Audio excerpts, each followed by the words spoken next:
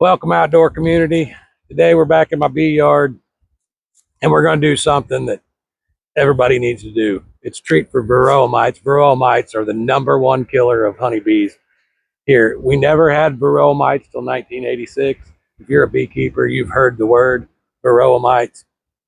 It's probably our it kills more bees probably than starving or underpopulation. I mean, there's a lot of reasons that bees dies, but Varroa mites are probably the biggest culprit. Anyway, I have a gun, a sublimation gun. I have oxalic acid, and we're going to go through that process. The way I do it, I usually treat in the fall after I pull my honey supers off. I'm getting ready. I want my winter bees to be, you're never going to get rid of them completely, but you can get them knocked down.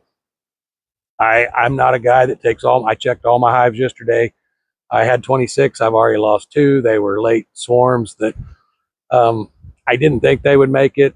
Hindsight 2020, I should have combined them. They didn't starve. It wasn't mites. There just was not enough population of bees. So anyway, what we're going to do is treat with oxalic acid. I have I'll show you the process. I drill holes in the back of my hives. There's golf tees stuck in them, but the way I do it, to get to the point real fast, is that we all know from egg to worker bee is 21 days, and from drones 28 days. So queen 16 days, just to throw that on top of it. But if it's an egg for 4 days, and about the 9th day, 8.5, 9 days, it's capped. Okay, so from an egg to larva for 9 days, it's open. The oxalic acid can get into those. So the way I think is, really we're just treating on the brood cycle is from day 10 to day 21. So you actually have 12 days that you need to treat because everything else is open. The way to do it, I used to do 3 treatments every 6 to 7 days. So you went the whole 21 day. The way my mind works about some things, it's like, but they're only capped for 12 days. Why are we treating them from egg to larva that's open and that can get in there? That's just the way it works. So I've went to just 2 treatments, about 6 days or 7 days, and then 6 or 7, and that's it. I don't have ill effects from oxalic acid, but why over-treat? Why do more than you have to? It works for me. You may have different experience with that, and that's okay. It works for me. So that's my process. If I don't know, I mean, like I said, it's that same old ask 10 beekeepers, get 11 different questions. This is one of those because anyway, it works for me, and that's what we're going to do today. I hope you guys find it informative. I hope you learned something. Being a beekeeper, you buy honey. So I've already got my deals weighed out. My oxalic, it's in my little silicone cups. I use the mit-e-vape vaporizer. Had really good luck with it. I don't know how many years I've actually had this one, but it's several. It's got a little green light. The temperature's preset. When the green light's on, it's heating. When the green light goes out, it means it's ready. And you stick it in the hole. I'm going to show you a little secret to what I do to all my hives. Any of you guys that know somebody that plays golf, these are really simple to find. Maybe you're opposed to drilling holes in your boxes.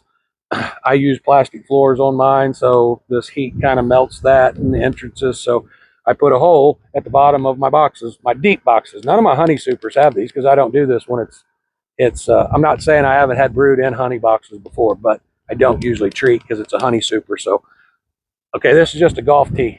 I drill a hole in the bottom of all my boxes, and I put a golf tee, and it's a cutoff gut golf tee. It's not full length because it's not going to go in there because there's frames behind it. And I just use that to plug the hole. I have a box here.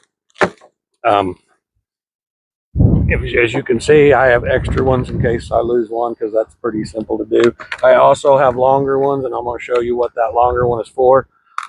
Right now, I'm going to put if you do use it, this right here, and always put your respirator back in the bag because them cartridges are working whether you're using it or not. If it's just laying on a bench, they're still working. Put it in a in a container, a Ziploc or a plastic deal with a lid or something. But those cartridges are working all the time when they're out. Once you take them out of their foil package, they are working. So if you can put them in a Ziploc bag, it'll make your cartridges last a lot longer. Anyway, I don't know how you're going to hear me once I put this on. I'll try to talk my way through it, but this is a necessity.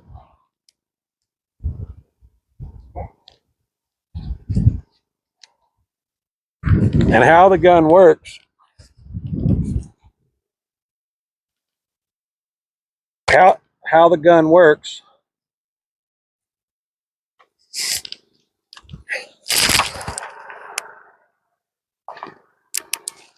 and I just pulled my thing. Goes a lot faster when I'm not making a video. Anyway, I'll show you before I put this back on. It's just easier because I know you can't hear me.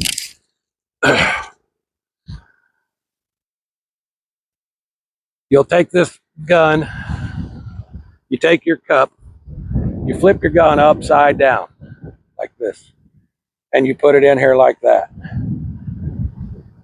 So now it's loaded, and when you stick it in your hole, you'll turn it upside down, put it in that hole, tap on that silicone cup, it knocks the oxalic down in the heat, and it sublimizes that oxalic acid, and it smokes your hive. That's how you treat it. It takes, I'm going to do these three right here on this end to show you because I've already got them all weighed out up here on the top. And I'm going to show you how quick it actually goes. I mean, I'm going to have to pull this back out so I can get my mask and stuff back on because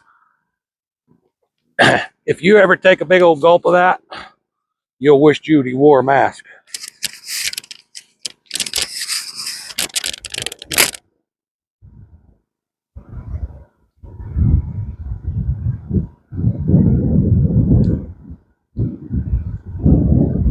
I'm going to talk.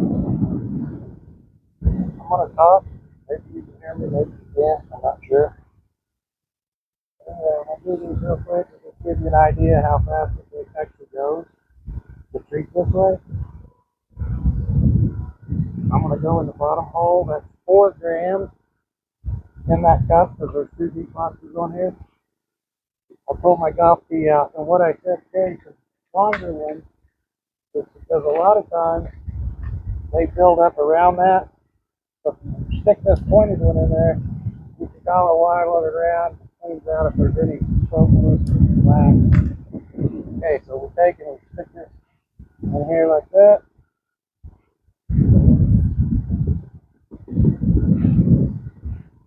When the light comes on, it's heating, and that light goes back off. It's usually done. I leave it for a few more seconds. Okay, my microphone was on my hat. I forgot about it. So. Anyway, when that light goes off, that means it's heated back up. It's usually done then. So I usually use it. You can see it coming out of this seam right here.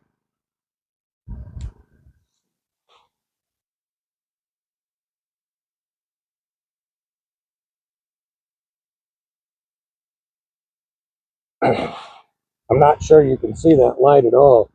Kind of weird on camera to watch lights like that. But it's still heating, it's still smoking. You can see it's coming out all the little pores. I'm gonna go ahead and pull this one out. Okay, the light just went off. It's done. I'm gonna leave it for a few more seconds. I've learned with it that even after the light goes off, it still smokes a little bit. Okay, okay, that cup is done. Put our tea back in there, plug the hole. Get the next one, go to the next hive.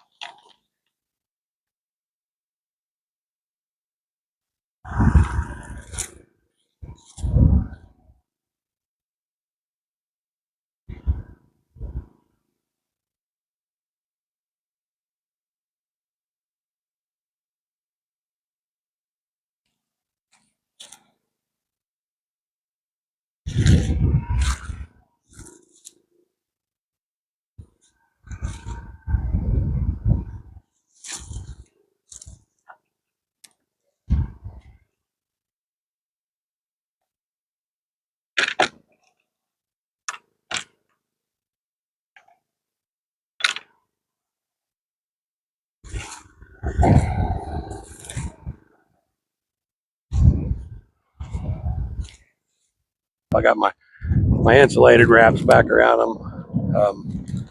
Something else that I forgot to say when I was actually doing that, I'd already done them all but one, so I could show on the video. But I use screen bottom boards with it's a pest management system, so you can pull this out. But you want to take these, and you can see they get pretty filthy. That's from all winter. It's wax and hive beetles and all kinds of stuff. Just take your hive tool, spider webs. Take your hive tool and clean that off. That way, when you come back next week to look, it's a pretty clean. It's not great. I mean, I don't get it perfect. I just get it the majority of the junk off of it. So when you come back next week and you pull that out, you can see how many mites fall down through the screen board onto that board, and gives you an idea that there was some, how many you got rid of, and stuff like that. I'd already cleaned all the rest of them, and I left one so I could show you what I meant. I have screen bottom boards. I never run them open. I might pull them boards, in July or August when it gets up in the hundreds, but that even then, I don't really have a problem here with. I'm not for or against solid versus screen. I just like the screen boards just so I can see how good my Varroa treatment's working. I don't use it as a screen board. I just use it to be able to see how many mites are on the board when I pull that out, which it's harder to do with a bottom board. So I'm not for opposed screened versus not screened. That's just a preference and where you're located and stuff like that. But anyway, guys, if it's in the outdoors, you might catch it here. I hope everyone has a great day, and God bless.